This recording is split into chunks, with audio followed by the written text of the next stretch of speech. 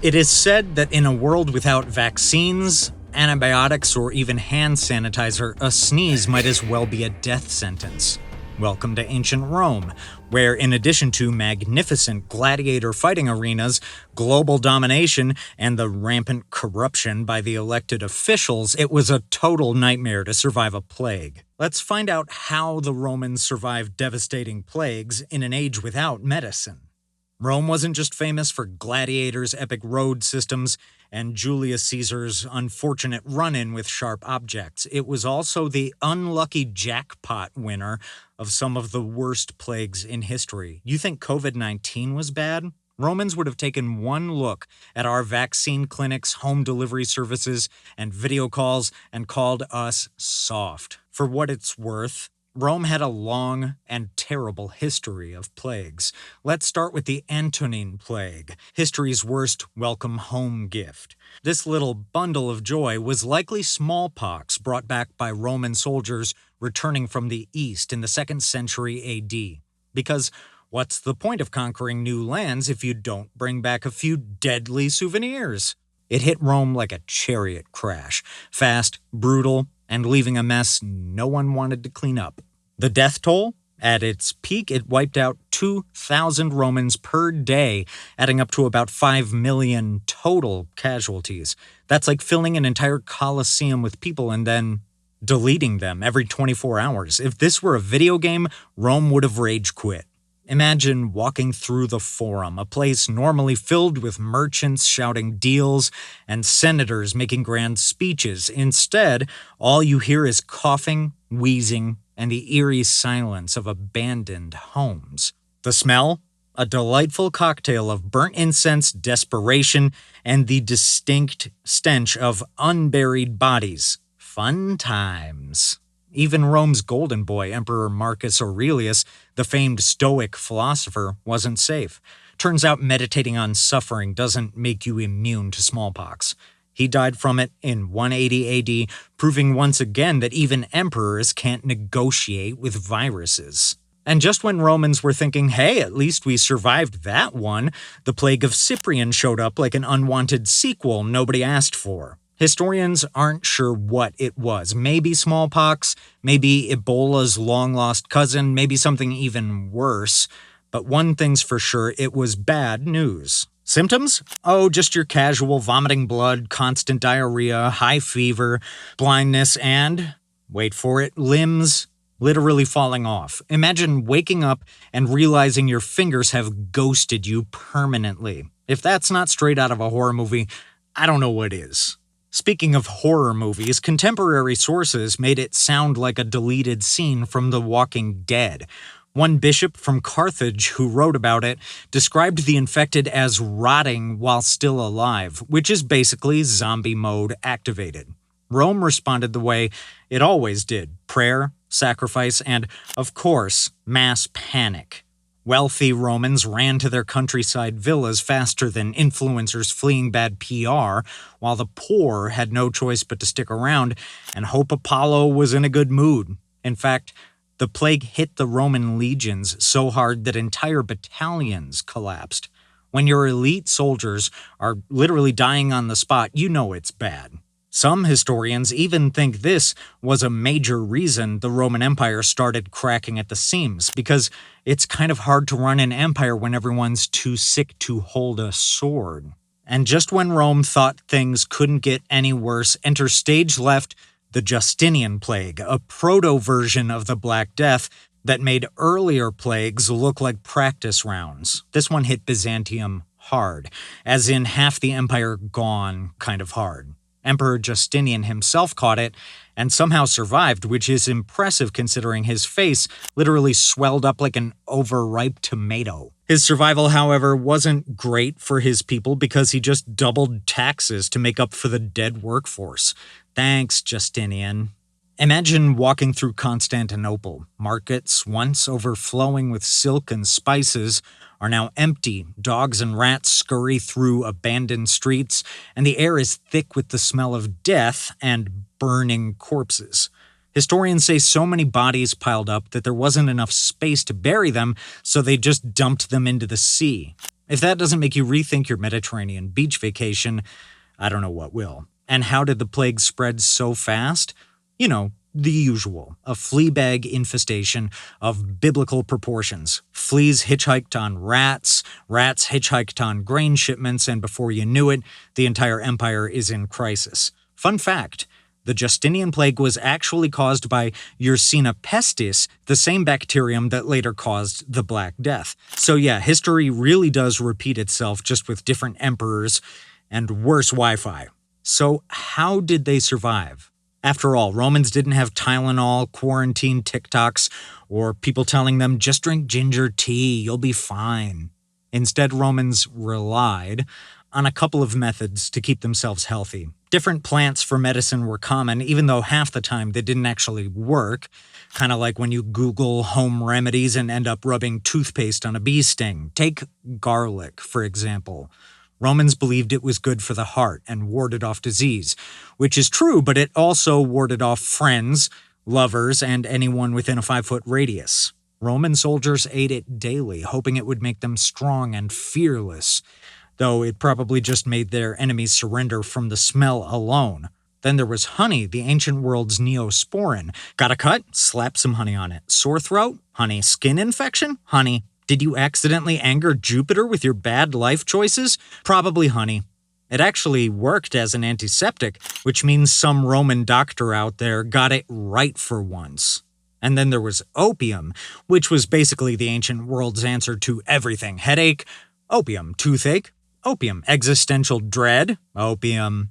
Romans used poppy-based medicine like it was candy, which sounds fine until you remember that they didn't exactly measure doses. 1 minute you've got a sniffle, the next you're seeing the gods and having a full conversation with Mars. But the real MVP of Roman medicine was silphium, a plant so magical, so versatile, so perfect that of course they immediately overused it to extinction. Silphium was the Swiss Army knife of ancient medicine. It supposedly cured everything: stomach issues, coughs, fevers, warts, infections, and, conveniently, plague. Had a bad day? Silphium. Got ghosted by your toga-wearing crush? Silphium. But here's the kicker. It also worked as birth control. So yes, ancient Romans discovered a plant that prevented both plagues and surprise children. Legend has it that silphium was so rare that Julius Caesar himself had a personal stash, which, considering his complicated personal life, probably came in handy. The plant was so valuable that it was literally worth its weight in silver. So how did they screw this up? Simple. Over-farming, over-harvesting, and general Roman-style excess. Instead of farming it responsibly, Romans basically treated it like an all-you-can-eat buffet. Because silphium only grew in one place, a narrow strip of land in modern-day Libya, it was over-farmed into oblivion. The plant disappeared faster than a Roman senator with a bad political scandal. By the time Pliny the Elder, ancient Rome's answer to Wikipedia, was writing in the 1st century AD, silphium was already gone. The last known stock was supposedly given to Emperor Nero, who, knowing Nero, probably ate it while setting something on fire. And thus one of the greatest medicinal wonders of the ancient world was lost forever, all because Romans didn't understand the concept of maybe save some for later. Classic. Romans were obsessed with public baths. Bathing wasn't just a hygiene thing, it was a whole social event. A Roman's daily routine wasn't complete until they'd spent a solid few hours soaking, sweating, gossiping, and probably making some questionable life choices. The bathhouses weren't just about getting clean, they were day spas, gyms, and ancient Twitter all rolled into one. They believed in balneotherapy, the idea that soaking in warm water could heal the body, refresh the mind, and maybe, just maybe, keep the plague away. Did it actually work? Maybe. But at the very least, it made them smell slightly less like a battlefield after summer in Sicily, which was a public service in itself. Imagine walking into a Roman thermae. It's steamy, the sound of splashing water echoes off of the marble walls, and a bunch of toga-clad men are arguing about politics while aggressively scrubbing themselves with olive oil. First stop, the tepidarium, a warm room where you ease into the experience. Think of it as the ancient equivalent of a pre-spa latte.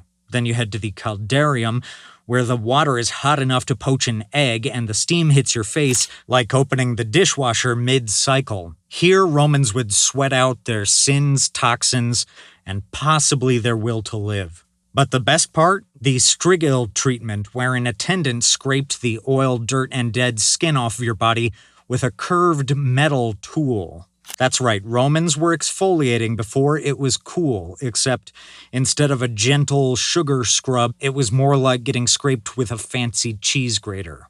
Then, fully de-oiled and debatably cleaner, you'd plunge into the frigidarium, aka the cold bath that made you question every decision leading up to this moment.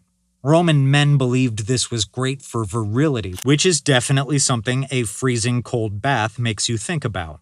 But here's the problem. Public baths were basically germ clubs. Imagine taking a dip in a warm, bacteria-filled jacuzzi shared by hundreds of people, all while telling yourself it's medicinal. That's the Roman experience. Historians think some of Rome's worst plagues spread through bathhouses because, surprise, surprise, hot water, sweat, and zero chlorine aren't exactly sanitary. One writer, Seneca, even complained about the chaos of Roman baths. The constant splashing, the grunting of weightlifters, the never-ending shouting of snack vendors selling honey cakes, and worst of all, the guy who never stops singing. And let's not forget the shared sponges. Yes, that's right. No toilet paper, just communal sponges on sticks, dipped in salt water and used by dozens of people per day. The phrase, "I wouldn't touch that with a 10-foot pole," suddenly feels very relevant. So while Romans loved their baths, they were basically licking a subway pole and hoping for the best. But hey, at least they smelled nice while doing it. While Romans didn't understand germs, bacteria, or why washing your hands might be a good idea, they did notice a simple pattern. Sick people equals more sick people. Groundbreaking stuff. So in moments of panic, they practiced an early version of quarantine, which was less about protecting the public and more about rich people getting the heck out of town. The moment someone in the city started coughing suspiciously, the Roman elite didn't wait around for answers. They were already packing. Wealthy senators, merchants, and anyone with a horse and a functioning pair of legs sprinted toward their countryside villas where fresh air, wine, and not dying awaited them. It was basically the ancient equivalent of rich people escaping to their private islands during COVID, except instead of luxury resorts, they had massive marble estates with private baths and presumably better food than whatever was left in the plague-ridden markets. Meanwhile, the poor people, they just had to stay put and, hope for the best. Which, to be clear, wasn't much of a plan. For those who couldn't afford a villa getaway, social distancing took some creative forms. Some towns set up fire lines around infected areas. Others just boarded up houses where sick people lived and hoped the problem would solve itself. Spoiler, it did not. There were even reports of priests performing mass purifications, walking the streets while burning herbs, incense, and other random things in the hope that the smoke would cleanse the air. Basically the ancient Roman version of saying, just open a window, it'll be fine. And if you think that's bad, some cities just straight up banned sick people from entering at all. But what happened if you couldn't escape? Well, if you were stuck in the city, life became a daily game of how long can I avoid coughing strangers? The streets smelled like a mix of burning sacrifices, open sewers, and general human despair. People would wear amulets or carry lucky charms in a desperate attempt to ward off disease, which was about as effective as duct taping garlic to your face and hoping for the best. Public spaces, normally buzzing with merchants, politicians, and people arguing about whose sandals were fancier, became eerily silent. Theaters shut down, bathhouses emptied out, and the Colosseum, usually filled with screaming fans and the occasional unfortunate gladiator, became way less lively when half the audience was, well, dead. The bottom line, rich people got a vacation. Poor people got a pandemic survival challenge. And if you were somewhere in the middle, your best bet was probably finding a god to pray to, drinking questionable herbal remedies, and hoping Apollo was in a good mood that day. Yes, superstition is important. The Romans believed plagues weren't just bad luck or poor hygiene, they were divine punishment. Their logic? If half the city was coughing up blood and the streets smelled like a rotting seafood market in July, it had nothing to do with poor sanitation. Nope, the gods were just in a bad mood. And what do you do when the gods are angry? Sacrifices. Lots and lots of sacrifices. The more animals you slaughtered in their honor, the better your chances of survival. Picture this. The streets of Rome are filled with panicked citizens, priests in fancy robes, and an alarming number of goats who are definitely starting to realize they're not getting out of this alive. The smell of burning incense, singed animal fur, and desperation fills the air. Some people are throwing prayers into the mix while others are just tossing more livestock onto the altar like it's an all-you-can-offer buffet. And the best part? It didn't even work. Romans kept sacrificing animals, and the plagues kept plaguing. But did that stop them? Nope. If one sacrifice didn't cut it, the answer was simple. More sacrifices. Because plagues were such a regular event, the Romans had specific gods to handle them. And honestly, some of these deities had serious personality issues. First up, Apollo, the god of music, prophecy, and apparently biological warfare. He was a one-man CDC capable of both causing and curing plagues. That's like your doctor saying, "Good news, I found out why you're sick. Bad news, it's me." Then there was Febris, the goddess of fevers. Imagine being a god so niche that your entire existence revolves around making people sweaty and delirious.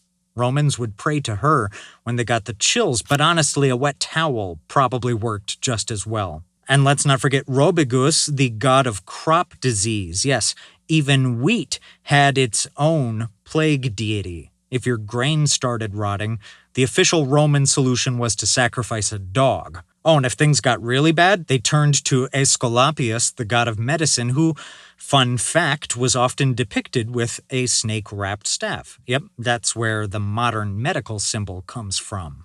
Except back in the day, actual live snakes slithered around his temples. So if you needed a doctor, you also had to be cool with a mild Indiana Jones nightmare scenario. At the height of some plagues, Romans went all in on divine appeasement. Temples were flooded with desperate people looking for a miracle cure, or at least a god who could promise they wouldn't drop dead before dinner. Some even slept in temples overnight, hoping the gods would send them a healing dream. But did these divine solutions actually stop the plagues? Not even a little. It turns out that sacrificing 100 oxen won't do much when the real problem is thousands of people bathing in the same questionable water and sharing toilet sponges. But hey, it's the thought that counts, right? And if you did manage to survive a plague, that meant the gods liked you. Or, maybe you just had a good immune system. After getting hit with wave after wave of plagues, Romans eventually learned that clean water and sanitation mattered. They expanded their famous aqueduct system, built public latrines, even if they were communal and awkward, and developed sewage systems that were slightly more sophisticated than just dumping waste into the streets. Despite the horror, Romans did learn a thing or two. They improved sanitation, built aqueducts to bring in clean water, and eventually stopped blaming every disease on divine wrath. But the biggest lesson? Resilience. Romans faced plagues with grit. They didn't have vaccines, but they had strong social networks, communal care, and the ability to adapt. They fought, they rebuilt, and somehow, despite losing millions, the empire trudged on. So the next time you feel under the weather, just remember, you have modern medicine, hospitals, and Wi-Fi to binge-watch Netflix. Romans, they had herbs, baths, and a desperate hope that Apollo wouldn't smite them. If you enjoyed this deep dive into ancient survival hacks, don't forget to like and subscribe.